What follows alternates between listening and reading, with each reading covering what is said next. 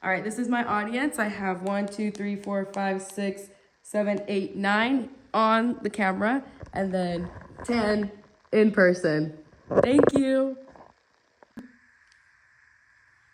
Have you ever felt, looked, seemed off to other people?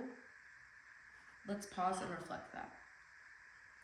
Have you ever felt that you are having people watching you as you are walking and eyes are on you, but you can't really see it, but you can feel it? Have you ever felt that nobody wanted to understand who you are or learn about you? Maybe it's been because you have different skin color. Maybe it's because you have facial hair. Maybe it's because you're wearing a t-shirt that's kind of controversial. Whether or not it's one of those, I'm sure you've had a feeling of feeling that. I have, growing up as a mixed person in the United States. I've had people ask me these questions. What are you? I'm human, I would think. Where are you really from? Planet Earth? My mom? God? Are those actually your parents? Well, I will assume so. I live with them. I have photos of me with them since I was younger. But these are common questions asked as a biracial person in the United States of America growing up. Now, as you can see, I have two countries pictured. Here, I have Mexico, where my lovely mother was from and migrated to the United States. My father was born in Harlem, New York City, and as fate or love or God's plan or whatever you want to call it, brought them together in the state of Utah. And from there, they moved to California, USA, where they started a family. These are me and my siblings growing up. Here am I, my oldest sister, my oldest brother, and my youngest brother. At this time, we actually migrated to Mexico, Tijuana, Mexico, to be more specific. And we were doing homeschooling online through the American curriculum, and then going to afternoon primary school in Spanish. Now, I'm a very social being, so going out to school was already exciting.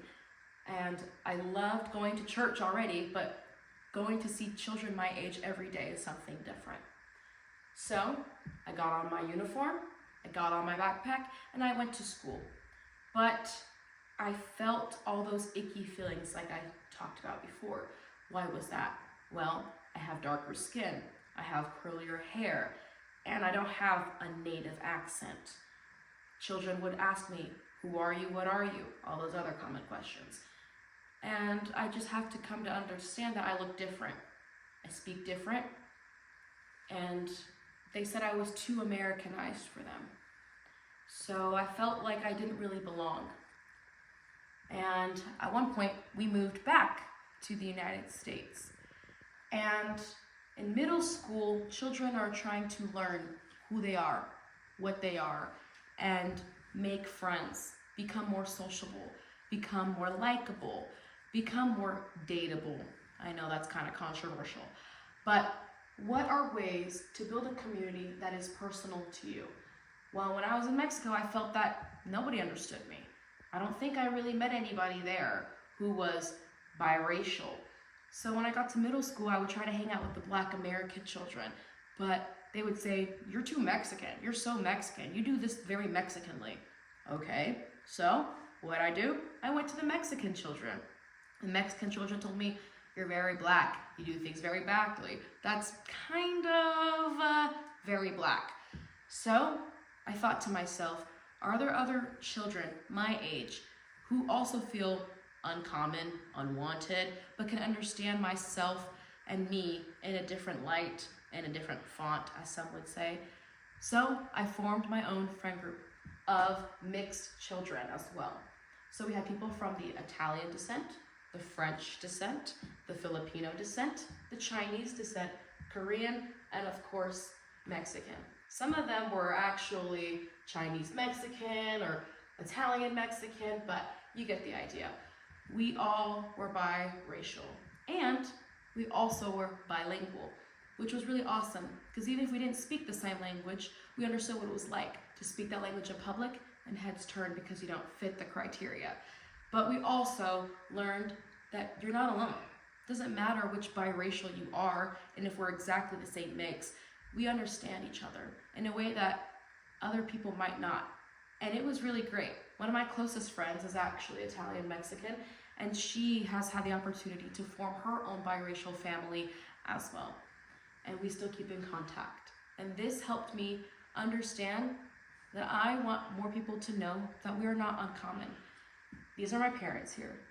And according to the source here, which is censusgov.library, says in 2020, the percentage of people who reported multiple races changed more, all of the race alone groups increasing from 2.9% of the population, 9 million, in 2010. 10.2% of the population went from 33 million people in 2020. So what does that mean? We're not uncommon. We're actually more common than you think. So who is Genesis? She is a daughter of Mexican American descent. I am grateful for the civil rights movements, because if it weren't for these, this culture wouldn't also be a part of who I am. And also, biracial marriage would also not be a thing. I am so grateful that in my family, we have continued to grow not only just our family tree, but also being a multicultural family. This is my lovely nephew right here. And he is actually Brazilian with indigenous and Italian heritage, Mexican, Puerto Rican, and Black American. Here is one of my other cousins, and she is Mexican Venezuelan, and my other cousins who are Filipino Black Mexican. I am so grateful that they get to live in a world where now this is more common and they can find children exactly like them as well. So let's come together, understand, learn, and ask questions, because it is okay to ask. Understand and want to learn why there are biracial people in this world, let alone in the United States of America. Understand our stories, understand our languages, and get to know who we are. Thank you.